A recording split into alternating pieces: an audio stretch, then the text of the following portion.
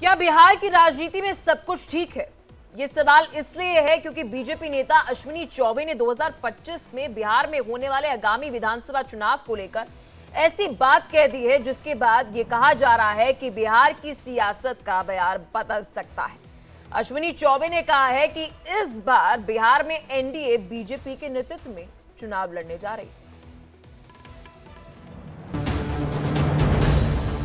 पूर्व केंद्रीय मंत्री अश्विनी चौबे को बीजेपी ने इस बार चुनाव में जगह नहीं दी, लेकिन उन्हें राज्यपाल बनाने की चर्चा है। उन्होंने कहा है कि वो चुनावी राजनीति से दूर रहेंगे, लेकिन इसके साथ ही उन्होंने कई ऐसी बड़ी बातें कह दी जिसके बाद बिहार की राजनीति में बड़ा हलचल आ सकता है कि भारतीय जनता पार्टी के नेतृत्व में एनडीए की सरकार बिहार में बननी चाहिए। हम पूर्ण बहुमत के साथ भारतीय जनता पार्टी अकेले अपने दम पर आए और एनडीए को भी, अपना सहयोगी दल को भी आगे बढ़ाए, ये हमारी मंशा है। और उसके लिए हर कार्यकर्ता को अभी से लग जाना होगा। भाई, मुझे लगता है कि हम नीतीश जी को भी साथ लेके चल रहे थे, आज भी चल रहे हैं, आगे भी चलेंगे। जेडीयू ने भी साफ साफ कह दिया है कि बिहार में अगला विधानसभा चुनाव नीतीश के चेहरे पर ही लड़ा जाएगा। 2025 की लड़ाई देश में दुनिया जानती है कि नीतीश कुमार जैसे नेता हैं जिसके नेतृत्व में बिहार में चुनाव होगा, ये सब लोग मान चुका है। और नीतीश कुमार जी के नेतृत्व में अगर चुनाव होगा तो निश्चित तौर पर ऊपर वाले की मर्जी से, आप सबकी आशीर्वाद दुआओं के बदौलत पूरी की पूरी जबरदस्त हम चुनाव लड़ेंगे और पूर्ण बहुमत से सरकार बनेगी। मुझे लगता है कि राजनीतिक तौर से बिल्कुल इस बात की आवश्यकता है। मुझे तो कहा कोई गुरेज नहीं कर, इस बार अगर हम लोग के साथ अगर नीतीश से नहीं होते तो बीजेपी जीरो पे आउट रहता। इसी बीच आरजेडी विधायक भाई वीरेंद्र ने दावा किया है कि बिहार के मुख्यमंत्री नीतीश कुमार जल्द ही बीजेपी का साथ छोड़ देंगे और इंडिया ब्लॉक में उनकी वापसी होगी। बीजेपी के लोग नीतीश जी के चेहरे पर चुनाव लड़े, नहीं तो जीरो पर आउट हो ही जाते। और सच बात संजय पासवान जी ने कह दिया और उन्हें सच्चाई उनके मुंह से निकल गया और नीतीश कुमार नहीं होते शायद बीजेपी यहाँ कुछ नहीं होती। जेडीयू का मानना है कि बिहार में एनडीए का मतलब है नीतीश कुमार और इसको लेकर कोई कंफ्यूजन नहीं है।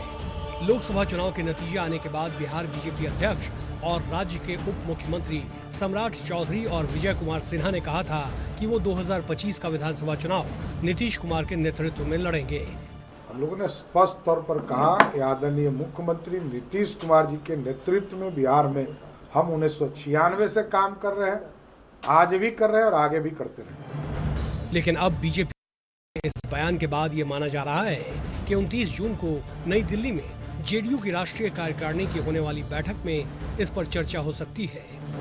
अश्विनी चौबे के बयान ने इतना तो साफ कर दिया है कि भाजपा के अंदर कुछ लोग ऐसे हैं जो चाहते हैं कि भाजपा के बैसाखी का सहारा अब छूटे, भाजपा अपने दम पर चुनाव लड़े। वहीं दूसरी तरफ सम्राट चौधरी ने तुरंत पलटवार करते हुए कहा कि 2025 में नीतीश कुमार के नेतृत्व में ही चुनाव लड़ा जाएगा। जाहिर तौर पर भाजपा अब तक कोई सशक्त नेता बिहार में नहीं दे पाई, जिस वजह से बार बार भाजपा को नीतीश जैसे लोगों की जरूरत आन पड़ती है।